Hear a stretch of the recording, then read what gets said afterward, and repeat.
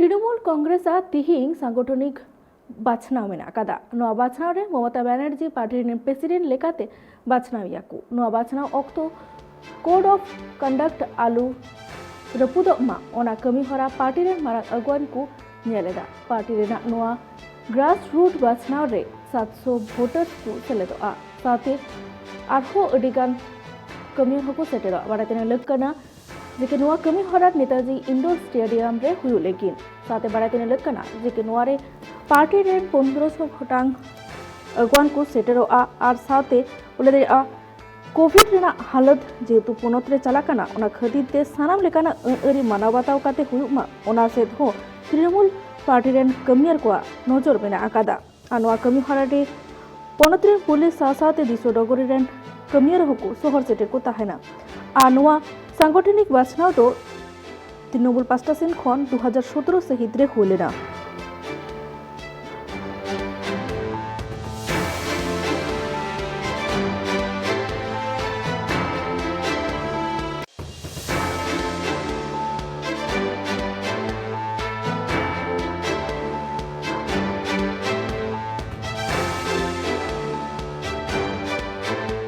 तिहिं जमीनी स्तर चिताले सांगठनिक बाछनाव मेना आकादा ममता बनर्जी पार्टी रे अध्यक्ष रूप रेखाते को बाछनावया ओना बाछनाव बाबते नेताजी इंडोर स्टेडियम साजा सपड़ाव हुया कना मेनखान इने सासा बाछनाव कमी हरा तुलुई कोविड रेना सानाम अनरी मानवता हुयुमा ओना से हो तृणमूल नेतृत्व नजर रेको दहो आकादा नवा सांगठनिक बाछनाव रे पार्टी रेन 700 नेता बेगर हो पार्टी रेन 600 गोटां नेता हको ताहेना लैगानो 1500 गोटां अगवान को सेटेरो को ताहेना नेताजी इंडोर स्टेडियम रे अगवान को सासा स्टेडियम रे पुलिस दिसो डगरी आर आहो इमान को ताहेना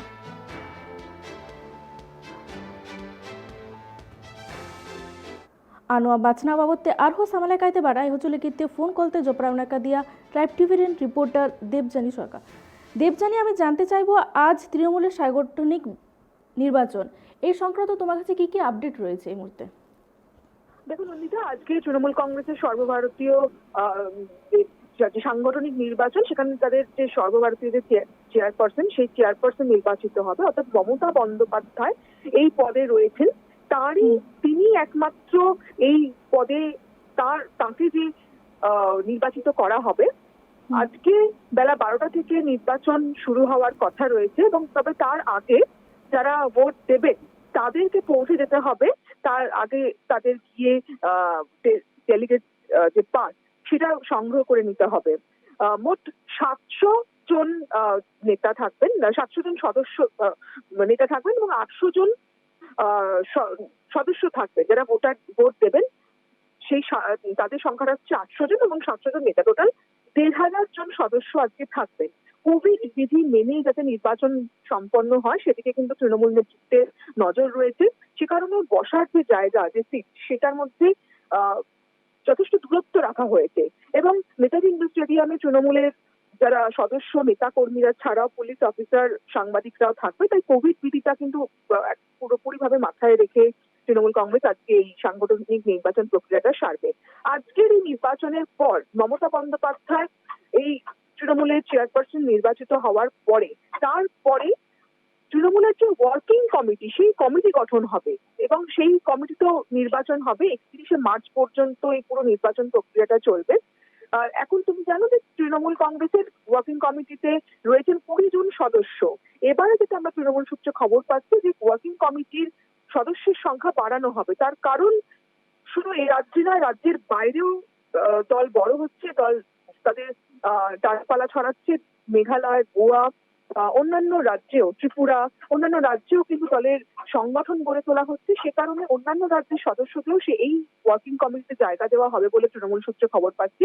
যেমন মেঘালয়ের প্রাক্তন মুখ্যমন্ত্রী সাংমাকে, তাকেও কিন্তু এই ওয়ার্কিং কমিটিতে জায়গা দেওয়া হতে পারে। তবে আজকে নির্বাচনটা তৃণমূল কংগ্রেসের কাছে অত্যন্ত গুরুত্বপূর্ণ, কারণ তাদের চেয়ারপারসন নির্বাচিত হবে আজকে। চেয়ারপারসন পদে একমাত্র একজনই প্রার্থী হয়েছেন, মমতা বন্দ্যোপাধ্যায়।